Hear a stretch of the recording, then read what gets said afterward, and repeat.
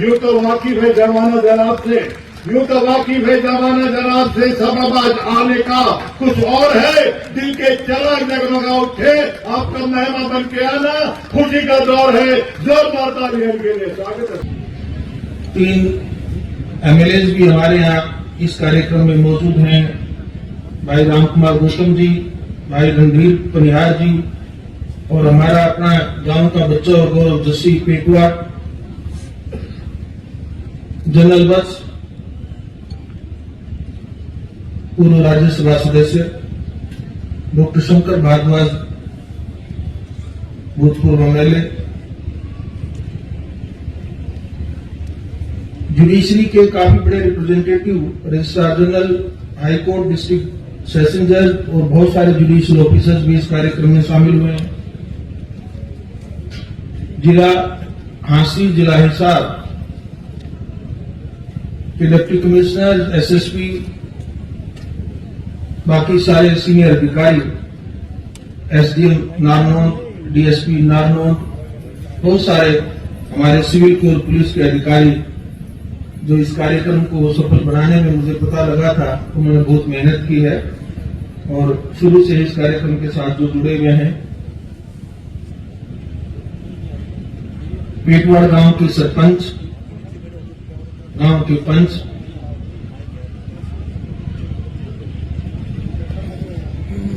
पेटवाड़ गांव के मेरे बड़े बुजुर्ग, जिनका आशीर्वाद, जिनका स्नेह, जिनका प्रेम, जिनका मार्गदर्शन मेरे जीवन की सबसे बड़ी धरोहर रही है। पेटवाड़ गांव के मेरे भाई बहन जो मेरे साथ साथ, समय के साथ साथ जो जिनका साथ मैंने और जिन्होंने मेरे साथ बचपन बिताया, बड़े हुए और जीवन की इस स्टेज तक जो मेरे साथ, चाहे मैं बहुत बार नहीं आ पाता लेकिन साल में एक बार जैसे गांव में आया तो जो सभी मेरे साथ भावनात्मक रूप से जुड़े रहे। पर सबसे ज्यादा लोग जो मेरे लिए आज की सभा में जो महत्वपूर्ण है वो ये प्यारे बच्चे हैं, स्कूल के, कॉलेज के। मेरे उन हर बच्चों, देश का भविष्य हो और मैं आप सब पर बहुत बड़ा गौरवान्वित हूं। आज मैं बच्चों को जैसे मैंने देखा है तो मेरा विश्वास बहुत ज्यादा बड़ा है कि न केवल पेटवाड़ और हरियाणा बल्कि भारतवर्ष की एक बहुत ही ठोस नींव है जो देश को बहुत आगे तक ले जाकर के पूरे ग्लोब में बहुत बड़ा नाम कमाएगा। आज के इस कार्यक्रम में मीडिया के भी मेरे बहुत सारे साथी दूर दराज से और खासकर बहुत सारे जो दिल्ली में जिनको मेरे साथ जुड़े हुए हैं वो सभी यहां पर आए हैं। हरियाणा की संस्कृति के प्रहरी हमारे कलाकार साथी भी आज मौजूद हैं। मेरे परिवार के, पड़ोस के, गांव के सभी बड़े और छोटे जिनका स्नेह, प्यार, आशीर्वाद मुझे हमेशा मिलता है। कुछ विशिष्ट व्यक्ति आसपास से भी आज इस कार्यक्रम में शामिल हुए हैं। मैं पेटवाड़ के उन नौजवान साथियों का तहे दिल से आभारी हूं जिन्होंने आज का ये कार्यक्रम आयोजित कर मुझे सम्मानित करने के इस आयोजन को रखकर मुझे अवसर दिया कि मैं गांव में आ सकूं और आप सबका नए साल के, अंग्रेजी नए साल की शुरुआत में ही, जनवरी के पहले नहीं तो दूसरे सप्ताह में आप सबका आशीर्वाद, प्यार और स्नेह ले सकूं। मैं इस कार्यक्रम को आयोजित करने के लिए सभी का बहुत बहुत आभारी हूं।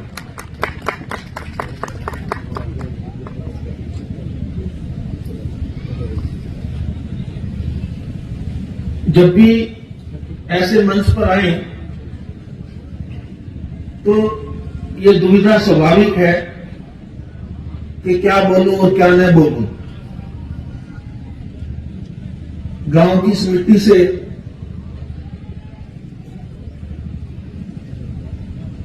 शुरू से जुड़ा हुआ हूं, यहीं पैदा हुआ, यहीं प्राइमरी स्कूल में पढ़ा जो गांव के दूसरे छोर पर है, और इसी हाई स्कूल में जो बिल्कुल साथ लगता है, यहीं से हमने मैट्रिकुलेशन का एग्जाम पास किया। जैसा भी उस वक्त विकास की स्थिति रही गांव में, उसके मुकाबले में मैं फिर भी मानता हूं कि पेटवार शिक्षा के मामले में इतना आगे जरूर था कि प्राइमरी स्कूल भी था, बेटियों के लिए भी उस वक्त एक मिडिल स्कूल था और को एजुकेशन का हमारा हाई स्कूल था। परंतु गांव के बच्चों को शिक्षा प्राप्त करने में उस वक्त काफी संघर्ष करना पड़ता था। उस संघर्ष की स्थिति हम सभी ने भी उस वक्त झेली। कई बार टीचर्स नहीं होते थे, और खासकर मुझे याद है इंग्लिश में अगर कोई हमारे टीचर थे और उनका ट्रांसफर हो जाता था तो बड़ा मुश्किल हो जाता था, दोबारा कोई उनका सब्स्टिट्यूट नहीं आता था महीनों महीनों तक। उस दौर में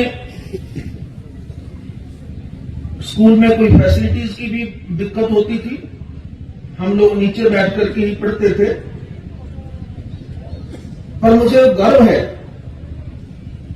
उस वक्त टीचर्स की कमिटमेंट पर, कितना मन से वो बच्चों को पढ़ाने में अपने आप को समर्पित करते थे।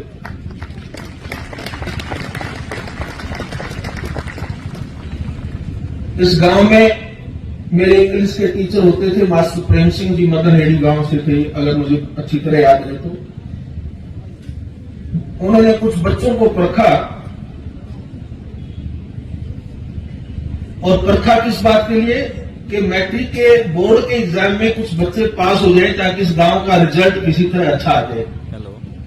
इस बात के लिए उन्होंने कुछ बच्चों को पूरी क्लास में से अलग से छाटा और हमें आदेश दिया कि इस गांव में ही, स्कूल में ही रात को हमें रुकना होगा। तो धान की पराली नीचे बिछा करके गांव की स्कूल का जो बीच वाला कमरा, जो सबसे बड़ा रूम था, उसमें पराली बिछा करके हम लोग बच्चे उसमें सारे इकट्ठे सोते थे, इकट्ठे रात को मास्टर जी पढ़ाते थे। तो सारा दिन स्कूल की क्लासेस के अलावा उन बेचारों को कोई ट्यूशन थोड़ा मिलता था, लेकिन वो एक मन होकर सिर्फ इस बात के लिए कि ये बच्चे थोड़ा बहुत होनहार हैं, ये आगे निकल सकते हैं, इस बात के लिए उन्होंने रातों को 11 बजे तक, 12 बजे तक हम बच्चों को इस स्कूल में रात को पढ़ाया है। और मुझे लगता है ये उनकी मेहनत का परिणाम था, उनका आशीर्वाद था, उन गांव के बुजुर्गों का, मेरे माता पिता का और गांव के हर उस बुजुर्ग का जिन्होंने उस वक्त हमको प्रोत्साहित किया।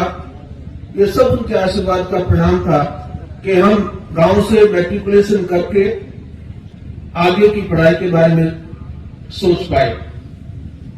आज मेरे पिताजी हमारे मध्य नहीं है, लेकिन मेरे भाइयों जो यहां मौजूद है उनके सामने ही ये घर में डिस्कशन हुआ कि कौन क्या करेगा,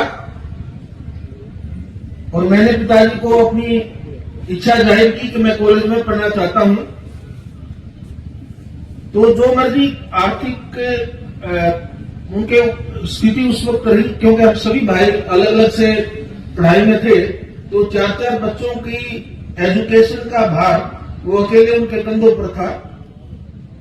पर उन्होंने एक बार भी मुझे ये नहीं कहा कि तुम कॉलेज में नहीं जाओगे या कोई अल्टरनेट शिक्षा की बात सोचो। उन्होंने कहा कि तुम कॉलेज में जाओ। मैंने कॉलेज में फिर ये हुआ कि मैं साइंस में पढ़ूं या आर्ट्स में पढ़ूं, तो मैंने कहा मैं आर्ट में पढ़ना चाहता हूं। तो पिताजी और मां दोनों ने मुझे सहर्ष ने कहा, तुम वही विषय पढ़ो जो तुम चाहते हो। ग्रेजुएशन के बाद भी ये द्वंद हुआ कि क्या किया जाए। घर में कुछ लोगों का ये था कि मैं कंपटीशन दे करके नौकरी की बात सोचूं, कुछ सजेशन ये था कि मेरी ज्योग्राफी की बैकग्राउंड थी तो मैं ज्योग्राफी में एमएससी कर लूं, दोनों एमएससी होती थी ताकि मैं टीचिंग लाइन में चला जाऊं। पर मैं थोड़ा सा हट्टी था, और हट तो हट है। मैंने हट किया कि मैं तो लॉ करना चाहता हूं। लॉ का तो किसी को घर में कोई पता ही नहीं था, न घर में कोई लॉ पढ़ता था, न किसी ने पढ़ा था, न किसी रिश्तेदारी ने पढ़ा था। और मेरी इच्छा थी कि मैं लॉ पढ़ूं, और पिताजी ने मुझे उस बात पर भी पूरा समर्थन दिया कि जो तुम चाहते हो वही करो।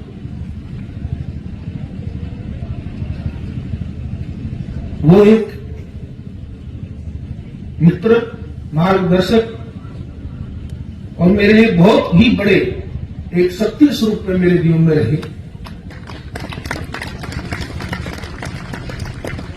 वो उस वक्त मेरा साथ नहीं देते तो मुझे कई बार ये लगता है कि मेरा शायद कैरियर कुछ डिफरेंट होता।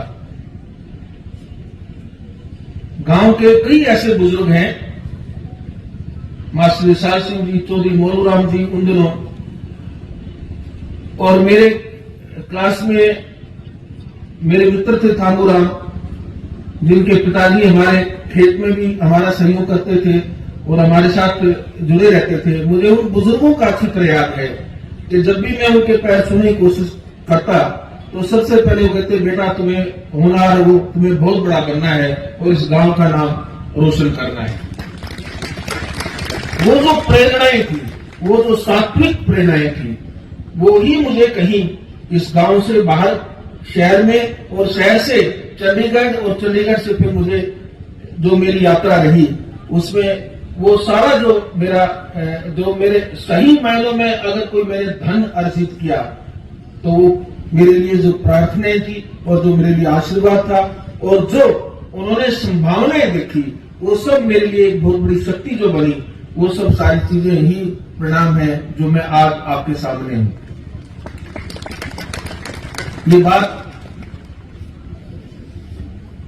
मैंने इन प्यारे बच्चों के लिए बताई है। मेरी बेटियां और मेरे बेटे यहां पर मौजूद हैं। मैं इन होनहार बेटियों को देश की सेवा में अलग अलग पोजीशंस में देखना चाहता हूं। आप में से कुछ लोग अगर आर्मी में, एयरफोर्स में, नेवी में, कोस्ट गार्ड में अगर कहीं होंगी तो आप में से कुछ लोग इंजीनियर और डॉक्टर होंगी, कुछ सिविल सर्विसेज में होंगी, और मुझे पूरा यकीन है आप में से कुछ बच्चे लॉ में भी जाएंगे, अच्छे अच्छे नेशनल लॉ स्कूल में पढ़ेंगे, और पढ़ करके आप कुछ ऐसा करके दिखाएंगे, लोग ये बोलेंगे कि ये सूर्यकांत के गांव से आए बच्चे हैं जिन्होंने इतना बड़ा मान और सम्मान कमाया है। मेरे गांव के भाई और बहनों से भी एक प्रार्थना है कि बच्चों को शिक्षा लेने से मत रोकें। जिस भी फील्ड में, जिस भी क्षेत्र में बच्चे पढ़ना चाहते हैं, मुझे पता है आपको आर्थिक कठिनाइयां हो सकती हैं, मुझे ये भी पता है कि माता पिता की अपेक्षा होती है कि बच्चा जल्दी से जल्दी अपने पैरों पर खड़ा हो और कमाई शुरू करे। पर आप एक बात आप पल्ले से गांठ मान करके रख लेना कि सबसे बड़ी कमाई आपके बच्चों की शिक्षा का धन है। उनको शिक्षित बनाइए। पिताजी ने एक छोटा सा प्रयास किया था, आप सबको मालूम है। हमारे पिताजी ने एक हमारे परिवार की ट्रस्ट बनाई, और ट्रस्ट के माध्यम से हमने निर्णय लिया कि गांव के जो भी बच्चे शिक्षा में आगे आएंगे, जो अच्छी मेरिट के बच्चे होंगे, प्राइमरी स्कूल से लेकर के, मिडिल से लेकर के और मैट्रिकुलेशन तक, हम उनकी आर्थिक सहायता करेंगे। और हर साल गांव में वो फंक्शन पिताजी के टाइम में तो हम नियमित रूप से करते थे, और मुझे बड़ा अच्छा लगता था कि गांव में खासकर रूप से जो वंचित वर्ग के लोग हैं, उन बच्चों की जब मैं देखता था कि पढ़ाई में बहुत आगे आए हैं और उनको जब हम आर्थिक सहायता देते थे, तो मैं पिताजी की आंखों में जो खुशी के आंसू उस वक्त देखता था, तो मुझे अपना बचपन अक्सर याद आता था। हमारा जो छोटा सा प्रयास है वो तो जारी रहेगा ही रहेगा। मैं अपने भाइयों से, अपने परिवार से अनुरोध करूंगा कि वो जो जितनी छोटी सी सहायता हम करते हैं, उस सहायता को बढ़ाया जाए। मैं उसके अलावा मैं गांव के सभी भाई बहनों से ये प्रार्थना करूंगा कि गांव के होनहार बच्चों के लिए, खासकर जो गरीब परिवारों के बच्चे हैं, जिस परिवार के बच्चे को आप एक बार ढूंढ लें कि इसको हायर एजुकेशन में बच्चा कुछ करके दिखा सकता है, उस बच्चे की जिम्मेवारी आप अकेले माँ बाप पर मत छोड़िएगा। उस बच्चे को सारा गांव अडॉप्ट करे और वो गांव का बच्चा हो। उसके लिए आप कोई एक फंड इकट्ठा करें और आप उस फंड को के बेसिस पर उस बच्चे को आगे एजुकेशन दिलवाएं। मेरी ये आपसे प्रार्थना है। आप जब भी ये फंड करेंगे तो सबसे पहला डोनेशन जो है, सबसे पहला मैं अपनी उसमें पैसा डालूंगा, मेरे अपने अकाउंट से आपके लिए मैं उसमें आर्थिक मदद करूंगा। मैं चाहता हूं कि हर गांव में, आदर्श रूप से तो हर गांव में एक ऐसा फंड होना चाहिए, एक जो गांव का एक जिसको सामाजिक और सामूहिक फंड हो, जिसके आधार पर गरीबों के और हर बच्चों को आगे पढ़ाया जाए ताकि वो देश की धन और शक्ति बन सके। आज थोड़ा सा समय का अभाव है, मैं लेट हो गया, मुझे आगे अभी बहुत दूर गुवाहाटी पहुंचना है, आसाम में। तो मैं एक ही जो दूसरा विषय जो मैं लेना चाहता हूं, बस वो है कि गांव की कुछ मांगे आपने रखी, मेरे पास वो मांग पत्र आया था। मैं मुख्यमंत्री जी रात को मुझे मिलने आए थे हिसार में। उन्होंने मुझे कहा कि जो भी गांव की मांग है, हमारे 3 मंत्री जी वहां पर रहेंगे और वो मुख्यमंत्री जी के रिप्रेजेंटेटिव के तौर पर यहाँ पर हैं, और जो भी गांव की हमारी डिमांड्स है वो सब पूरी हो जाएगी। मैं भाई महिपाल ढंडा जी से एक रिक्वेस्ट करूंगा कि एजुकेशन डिपार्टमेंट में आजकल मॉडल संस्कृति स्कूल का एक है, गांव में बनता है, जिसका नाम मॉडल संस्कृति स्कूल है। आप इस गांव में उसकी घोषणा करें। ये भाई महिपाल की तरफ से मैं आपको घोषणा कर देता हूं, पेटवाड़ में मॉडल संस्कृति स्कूल की स्थापना होगी। बाकी रणवीर गंगवा जी ने, माननीय मंत्री जी ने आपकी बाकी डिमांड्स को लेकर के आपको बता दिया है, वो सब पूरी हो जाएगी। मुझे पूरा विश्वास है कि मैं जब दोबारा गांव में आऊंगा तो यहाँ हॉस्पिटल भी बन रहा होगा, एक बहुत सारा सुंदर हाई स्कूल होगा, सारे तालाब भी आपके साफ सुथरे होंगे, और सबसे अच्छी बात है, मैं जब आऊं तो मेरे गांव के प्यारे बच्चे बहुत मुझे प्रेरणादायक स्रोत के रूप में मुझे नजर आए। मैं बच्चों में देश का भविष्य बहुत गहराई से देखता हूं। मेरा अगर कोई सबसे बड़ा मेरा कोई लाइफ का एसेट है तो ये देश के बच्चे हैं, इनको मैं आगे बढ़ना देखना चाहता हूं। मेरे को इससे बड़ी इस गांव से और कोई मान सम्मान नहीं मिलेगा अगर मुझे ये खबर आती रहे कि पेटवाड़ गांव का एक बच्चे ने वहां पर ये पोजीशन है प्राप्त की है, या कोई हमारा बच्चा किसी और फील्ड विशेष में कामयाब हुआ है, चाहे वो स्पोर्ट्स में है। हरियाणा तो स्पोर्ट्स के लिए भी बहुत ज्यादा मेहनत बचाता है। अगर आप स्पोर्ट्स में जो आपका मन है उसी फील्ड में जाइए, देश में और विदेश में नाम कमाइए। यही पेटवाड़ गांव के लिए हमारा सबसे बड़ा एक तोहफा होगा। हम सब उसी के लिए समर्पित रहेंगे। मैं गांव वालों का बहुत बहुत आभारी हूं। आपने आज ये कार्यक्रम किया और आपने अपने इस बच्चे को, इस बेटे को याद किया। बहुत बहुत धन्यवाद। जय हिंद, जय भारत। सब्सक्राइब कर लो भाई, वरना मम्मी से बोल दूंगा तुम्हारा चार्जर छुपा दे।